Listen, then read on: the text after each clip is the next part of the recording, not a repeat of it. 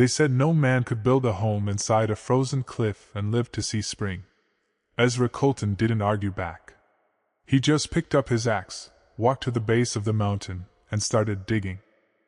The town of Ashwater Hollow sat in the shadow of Great Tooth Mountain, a jagged wall of stone and ice that loomed over every rooftop like a warning nobody wanted to read.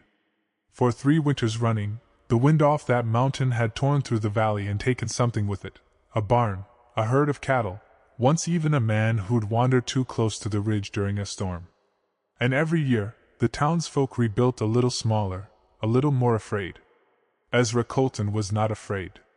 Or if he was, he'd stopped letting it decide anything for him a long time ago.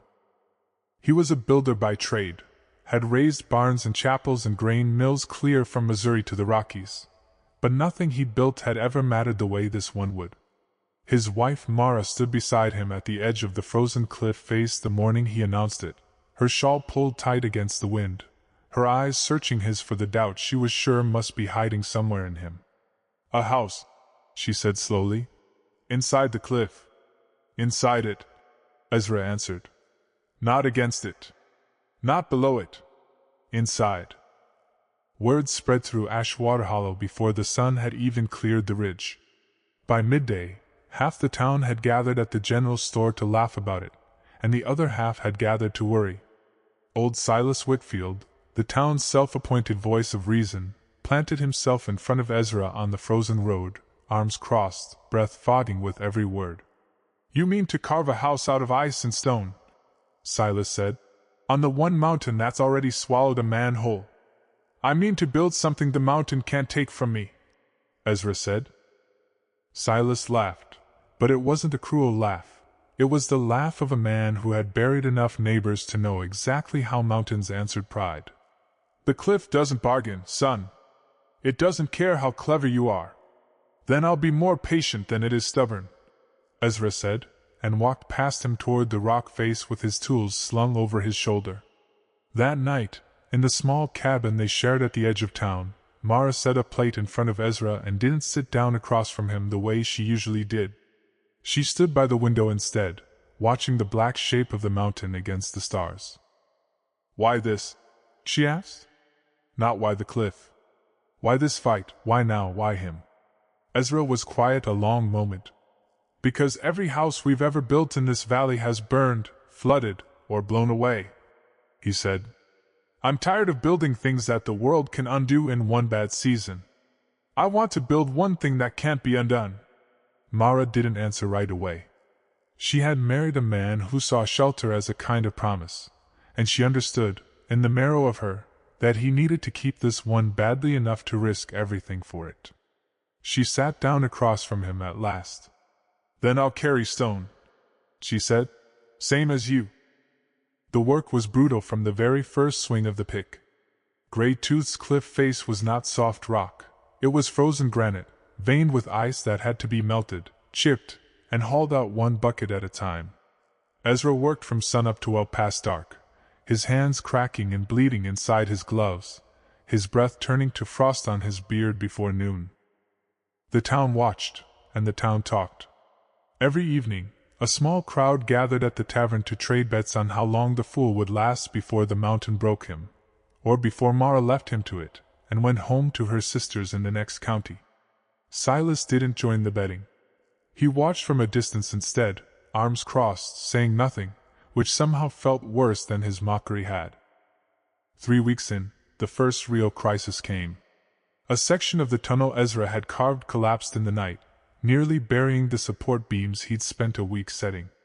He stood in the wreckage the next morning with his lantern shaking in his hand, staring at 2 weeks of work turned to rubble, and for the first time, doubt found a way in.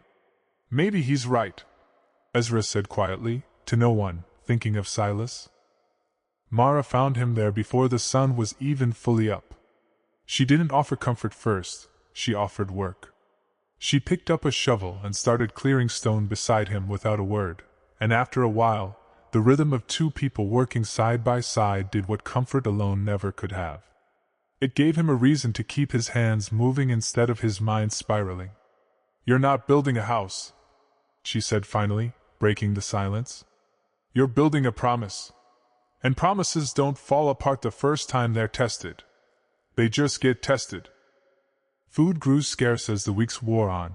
The harvest that year had been thin, and what little the town had, it guarded jealously. Ezra traded labor for grain when he could, fixed roofs and mended fences in the few hours he wasn't inside the cliff, and came home each night thinner than the last. The whispers in town turned sharper. Some accused him of madness. A few of the younger men dared each other to climb up and see the ice tomb for themselves, and one nearly broke his leg on the scaffolding Ezra had built. The boy's father stormed to Ezra's door that night, furious, demanding he abandon the whole reckless project before someone got killed. "Someone already has been killed by that mountain," Ezra said quietly. "Just not by me." The man had no answer to that. He left, but the anger in Ashwater Hollow toward Ezra Colton didn't leave with him. It settled into the town like frost settles into wood, quiet and deep and hard to see until it cracked something. By midwinter, even Mara's steady faith had begun to fray at the edges. She never said she wanted him to stop. But some nights she stopped asking how the work had gone, because she wasn't sure either of them could bear the answer. It was Silas, of all people, who found the truth that changed everything. He'd taken to walking the ridge alone in the evenings, an old habit from his younger years, when he'd hunted that mountain for deer and knew its moods better than most men knew their own kin. One evening in late January, he noticed something that made his blood run cold, a long, deep crack running through the snowpack above the town, wider than any he'd seen in 30 years of watching that mountain.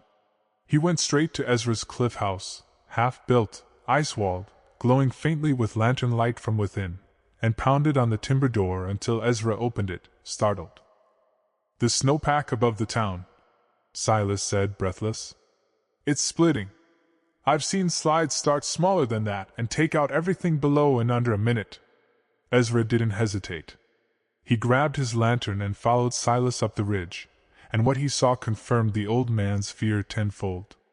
The mountain was preparing to let go of a wall of snow and ice that would come down directly over Ashwater Hollow, over the tavern, the chapel, the schoolhouse, every home in the valley. Here was the twist neither man expected. The very cliff house everyone had mocked stood directly in the slide's natural path, carved deep into solid rock, reinforced with the timber and stone bracing Ezra had spent months perfecting.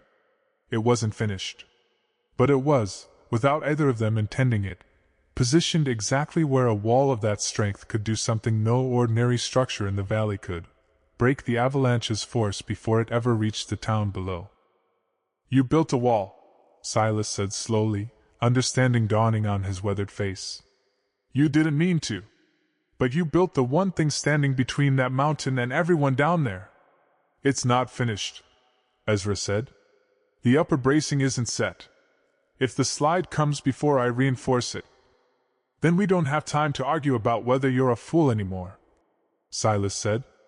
"We have time to work." For the first time since Ezra had arrived in Ashwater Hollow, Silas Whitfield picked up a tool and started climbing. Word spread through town that night faster than any laughter ever had.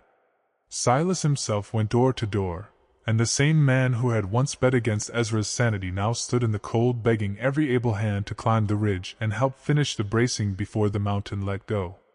Not everyone believed him, but enough did.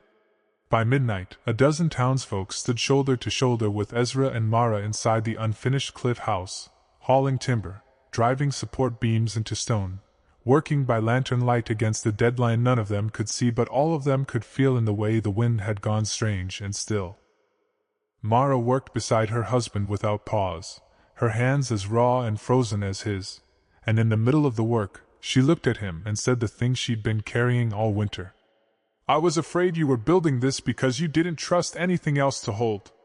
I understand now. You were building the one thing strong enough to hold everyone." Just before dawn, the mountain spoke. It began as a low groan, deep in the rock, then a crack that split the night like a rifle shot. Every soul in that cliff house froze for one heartbeat, and then Ezra shouted for everyone to brace, and the world above them let go. The avalanche came down Grey Tooth Mountain with a sound like the sky tearing open, a wall of snow and broken ice thundering toward the valley with enough force to erase Ashwater Hollow from the map. It struck the cliff house first. The impact threw dust and stone through the tunnels, snuffed half the lanterns, sent men and women stumbling and holding to whatever beam was nearest. For 3 long minutes, the world outside was nothing but roaring white violence, and the reinforced walls Ezra Colton had carved and braced through an entire brutal winter held. They held. The slide broke against the cliff house and split, its fury diverted around the shoulders of the mountain Ezra had shaped with his own hands, spilling harmlessly into the empty ravines on either side of the valley instead of burying the town below.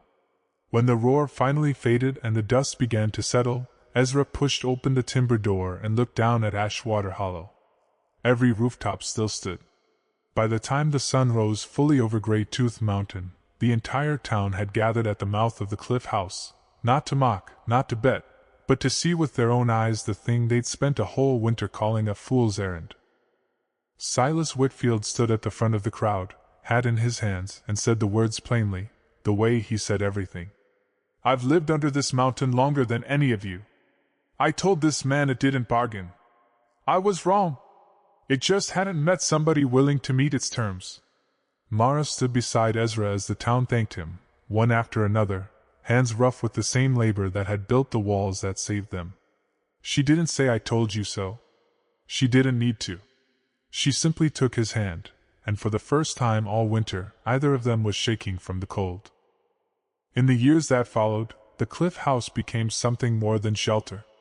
It became the place Ashwater Hollow gathered whenever the sky over Grey Tooth Mountain turned the wrong shade of gray, a refuge built not out of fear, but out of one man's refusal to believe that safety was something you simply hoped for instead of something you built with your own 2 hands. And that, in the end, is the heart of it. The world will always hand you good reasons to build small, to build soft, to build only what's easy enough that no one laughs at you for trying. But the things worth having, a home, a marriage, a life you're proud of, they are rarely built in the direction everyone else agrees is sensible. They are built one stubborn, frozen, doubted day at a time, by people willing to keep digging long after the crowd has stopped believing they'll ever finish. Ezra Colton didn't build a house inside a frozen cliff because he wanted to prove anyone wrong. He built it because he refused to let the mountain decide what his family deserved. And when the day came that the mountain tried to take everything from everyone he loved, the very thing they'd laughed at was the only thing strong enough to stand in its way. Sometimes the plan that looks like madness in January is the only thing standing between your town and disaster in February. Keep building. The mountain is always watching to see if you'll quit. Don't give it the satisfaction.